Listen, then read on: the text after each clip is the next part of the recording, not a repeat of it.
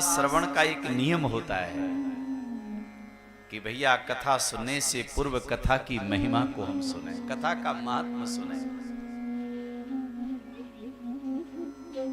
और हमारे भारत की भूमि, ये आर्यव्रत की भूमि, ये सनातन धर्म, यहां पर महात्म ही तो है और है ही क्या है। आप जितनी भी कथाएं सुनते हैं, जितने व्रत उपवास करते हैं, जितने आप पुण्य के धर्म के कार्य करते हैं, उन सब में क्या है? उन सब में महाराज महात्म्य है। हमारे यहां पर कथा का महात्म्य है, हमारे यहां पर गंगा का महात्म्य है, हमारे यहां पर गाय माता का महत्व है, यहाँ पर देवियों का महत्व है, यहाँ पर पुराणों का महत्व है, यहाँ व्रत उपवास तीर्थों का महत्व है, यहाँ महिमा ही महिमा है महाराज। और आप अनेक व्रत करते हैं, एकादशी का व्रत आ गया, कभी प्रदोष का व्रत आ गया, कभी अमावस्या पूर्णिमा का व्रत आ गया, कभी चतुर्थी पंचमी षष्ठी अष्टमी का व्रत आ गया। इन व्रतों में क्या है? इन सभी व्रतों में जब कथा आप सुनते हैं तो कथा में क्या सुनते हैं? कथा का महात्म सुनते हैं, कथा की महिमा सुनते हैं। हमारे यहाँ पर महिमा का, महात्म का ही तो वर्णन है, इसलिए कथा का महात्म भी बहुत दिव्य है।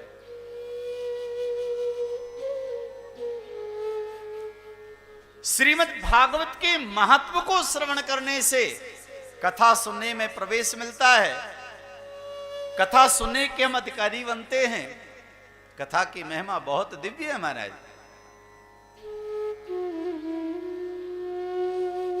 इसलिए बारंबार कथा की महिमा को सुनते रहना चाहिए।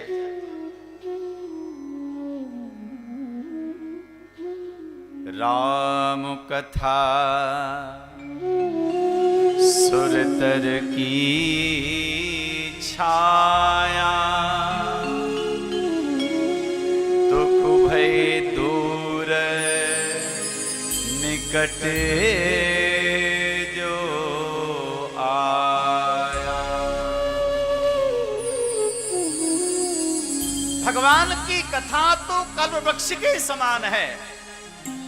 कल्पवृक्ष का मतलब होता है जिस वृक्ष के नीचे बैठकर हमारी सभी कामनाएं पूरी हो जाएं, उसे क्या कहते हैं? कल्पवृक्ष। और ये भागवत कथा, ये कृष्ण कथा, राम कथा, शिव कथा क्या है? बोले भैया ये कल्पवृक्ष है, इसके नीचे बैठकर जो कामना करेंगे वह कामना हमारी पूरी हो जाएगी।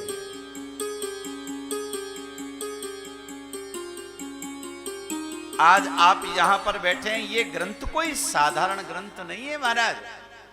ये किसी मानव के द्वारा रचित नहीं है, भगवान महादेव के द्वारा प्रकट हुआ ये महानतम ग्रंथ है महाराज।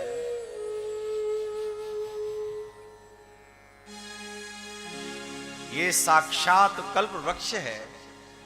इसके नीचे बैठकर के संसार का प्राणी जो भी कामना करेगा वह कामना पूरी हो जाती है, उसकी कामना कभी अधूरी नहीं रहती है। अब कोई गंगा जी के घाट पर पहुंचकर अगर वो भी कहता है कि भाई हम प्यासे हैं, हमने स्नान नहीं किया, तो उसमें गंगा जी का दोष नहीं है महाराज, उसमें तो उसी का दोष है जिसने गंगा जल पान नहीं किया, गंगा में स्नान नहीं किया है। इसी प्रकार से याद रखिएगा, कथा श्रवण करने के लिए आप सब यहां पर पधारे, और यदि कथा में बैठकर यदि आप सोते रहे तो उसमें कथा का कोई गलती नहीं है महाराज, वह आपका निजी अपराध है। भाव से बोलिएगा राधे राधे राधे राधे। और एक अपराध आप भी करते, अगर आपकी बगल में कोई सोवे ना तो आप उसे जगाइएगा।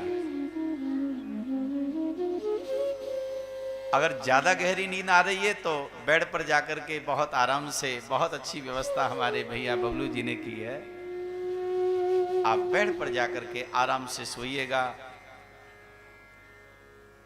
लेकिन आप जानते हैं जब ड्राइवर गाड़ी चलाता है बगल में कोई सोता है ना तो उसे बहुत बुरा लगता है। कथा में कोई सोवे तो वो केवल हमें बुरा लगे, लेकिन भगवान का भी अपमान है। इसलिए याद रखिएगा, यदि आपको आलस आ रहा है, नींद आ रही है, तो आप बिल्कुल जाइएगा, बहुत आराम से, बहुत आदर के साथ में आप सोइएगा, कोई मनाही नहीं है।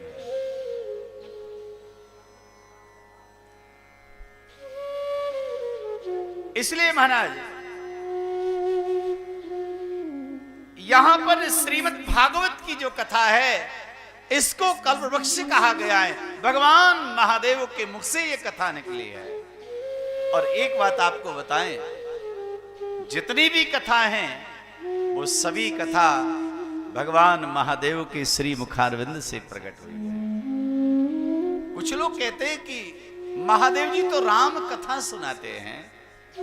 भाई, रामायण में अनेक बार ये वर्णन आया है। भगवान महादेव कहते हैं, हे पार्वती ऐसा हुआ, हे पार्वती ऐसा हुआ।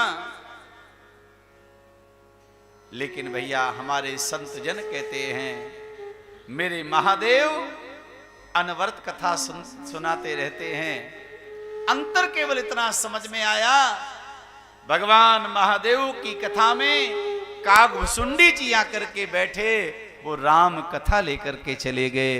भगवान सुखदेव आकर के बैठे, वो कृष्ण कथा लेकर के चले गए। मेरे महादेव तो कथा सुनाते रहते।